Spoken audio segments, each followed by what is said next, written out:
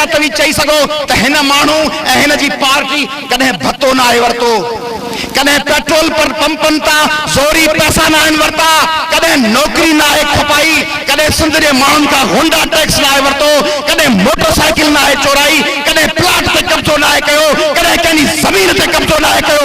उहा हिकिड़ी पार्टी आहे, उहा अवामी तहरीक आहे। ऐं असां सॼे सिंध जे दर्द खे पंहिंजो सम्झो आहे।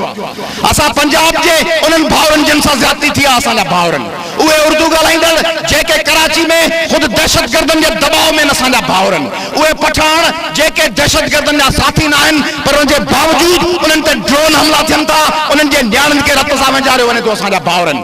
असीं अयाज़ जे उन नज़म जा क़ाइल आहियूं त जंहिं वक़्तु बि कंहिंजो तौक टुटो मूं ईअं सम्झो ॼण मुंहिंजी गर्दन हल्की थी। छा ॿुधायो? बहादुर कारकुन वॾी शिकायत खड़ी आयो आहे, मूंखे माण्हू धिका न ॾियनि, हिनखे धिका न ॾियो। शेख हयात चयो आहे जंहिं वक़्तु बि कंहिंजो तौक टुटो मूं ईअं सम्झो ॼण मुंहिंजी गर्दन हल्की थी। जिते फलस्तीन में हुजे, इराक में हुजे, अफगानिस्तान में हुजे, जंहिं वक़्तु बि कंहिंजो तौक टुटो मूं ईअं सम्झो ॼण मुंहिंजी गर्दन हल्की थी। जंहिं महकूमीअ मां को बि छुटो मूं ईअं सम्झो ॼण मुंहिंजी गर्दन हल्की थी।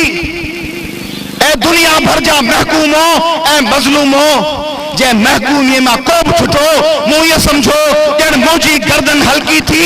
कंहिं हंधि बि अमेरिका, इराक, अफगानिस्तान, खारो छाण खां वठी चीन ऐं रूस जे बॉर्डरनि ताईं ऐं दुनिया भर जा महकूमो ऐं मज़लूमो, जंहिं वक़्तु बि मुंहिंजे कातिल जा जे हथ लुॾिया भल मूंखे ॾे केॾो बि खुटो मूं ईअं सम्झो ॼण मुंहिंजी गर्दन हल्की थी।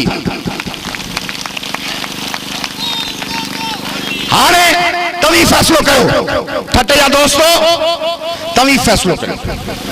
जेकॾहिं तव्हीं सम्झो था त कमु सभु ज़बरदस्त आहे, चवंदा आहिनि माल गुडी लॻो पियो आहे, कमु बहितरीन पियो हले, A1, तव्हांखे नौकरियूं पियूं मिलनि, खीर ऐं खंड जूं नदियूं पियूं वहनि, इज़त ऐं नफ़्स तव्हांजी महफ़ूज़ आहे, तव्हां जूं नियाणियूं ॿार बचा मिल्कियतूं महफ़ूज़ आहिनि, तव्हांजे मथे ते अजा महफ़ूज़ आहिनि, तव्हांखे रोज़गार आहे, तव्हांखे ट्रांसपोर्ट आहे, तव्हांजे शहर जे सिविल अस्पताल में दवाऊं आहिनि, तव्हांजे ॿारनि लाइ तइलीम आहे त फर्स्ट क्लास, पोइ त वापसि लॉन्ग मार्च वठी हलिया वञो।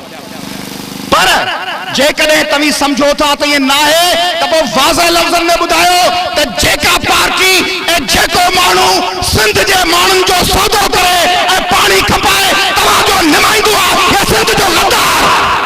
ऐं जेको माण्हू अमेरिका वटि शहीद ज़ुल्फ़िकार अली भुट्टो जे कातिलनि वटि सिंध ऐं पाकिस्तान जो सौदो करे उहो सिंध जो सॼण आहे या गद्दार।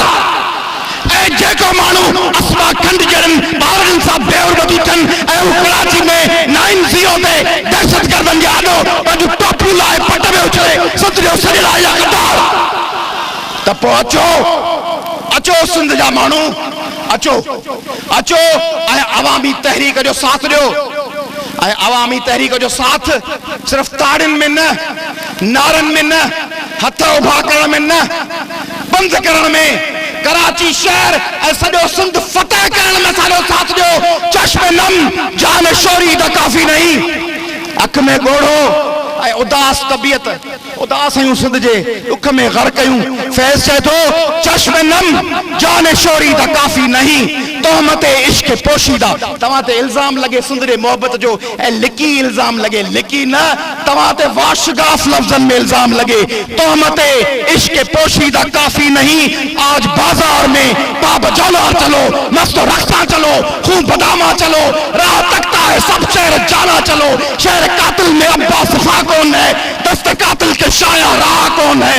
रख्त दिल बांध लो, दिल फिगारो चलो, फिर हम ही कत्ल हो रहा है यारो चलो।